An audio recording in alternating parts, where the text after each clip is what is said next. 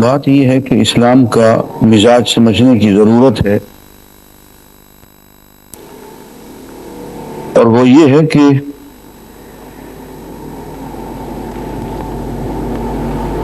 جو شخصیت اسلام ہمیں دیتا ہے، ہم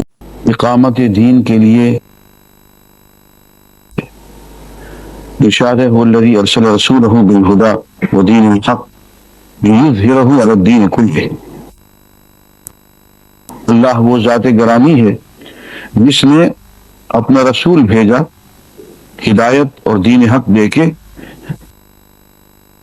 ان کو پوری زندگی پہ، نظام حیات پہ غالب کر دے، ولو کرہ المشرکون۔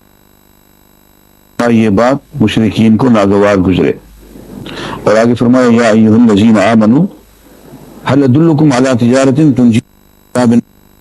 تؤمنون باللہ ورسولہ وتجاہدون فی سبیل اللہ باموالکم وانفسکم ذلکم خیر لکم ان کنتم تعلمون ويدخلكم جنات تجري من تحتها الأنهار ذلك الفوز العظيم وأخرى تحبونها وبشر المؤمنین۔ یہ سورۃ صف کی آیات ہے۔ اے اہل ایمان،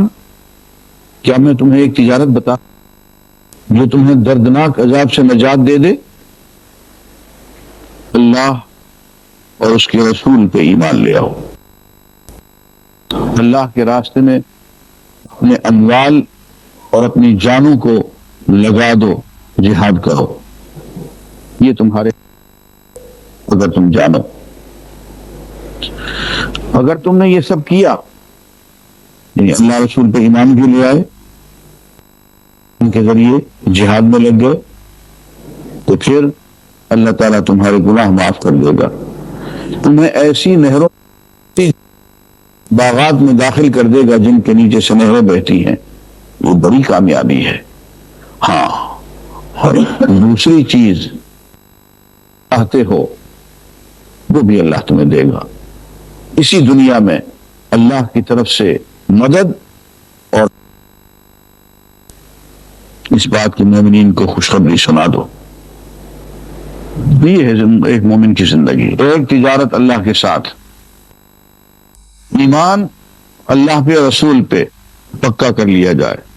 مال اور جان کے ذریعے جہاد میں لگ جائے، یہ، اور اس کے مقابلے میں اللہ تعالی مغفرت اور جنت آخرت کی، اس دنیا میں نصرت، اور یہ ایک تجارت ہے جو مسلمان کرتا ہے، مومن کرتا ہے اللہ کے ساتھ۔ لیکن اگر مقصد اور یہ مقام انسان بھول جائے تو پھر یہ ہوتا ہے کہ جو یہ کرنے کا کام ہے وہ اللہ تعالیٰ خود ہی کرتا رہے گا، یہ اللہ کے حوالے، اللہ کے بس میں ہے، وہی کرے گا۔ اور جو کام اللہ نے ذمہ لے رکھا ہے، ہمارے رزق کا، ہماری ضرورتوں کا،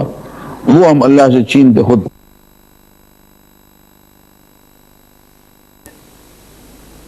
اور صبح سے شام تک کولوں کے بیل کی طرح ہم کام کرتے رہتے ہیں، محنت کرتے،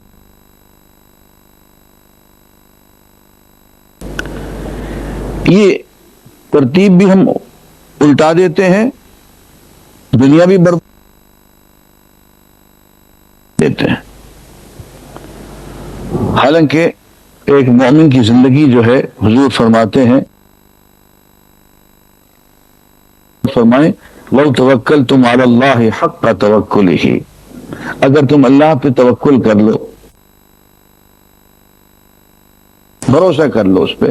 لرزقکم کما یرزق الطیر، وہ تمہیں یوں رزق خماسا وتروح بطانا، صبح جب نکلتے ہیں اپنے گھونسلوں سے تو جب لوٹ کے آتے ہیں تو پھر بھرے ہو۔ کوئی پرندہ جو ہے اپنے گھر میں، وہ روز کے روز اللہ اس کو دیتا ہے اور کبھی اس کو محروم نہیں چھوڑتا۔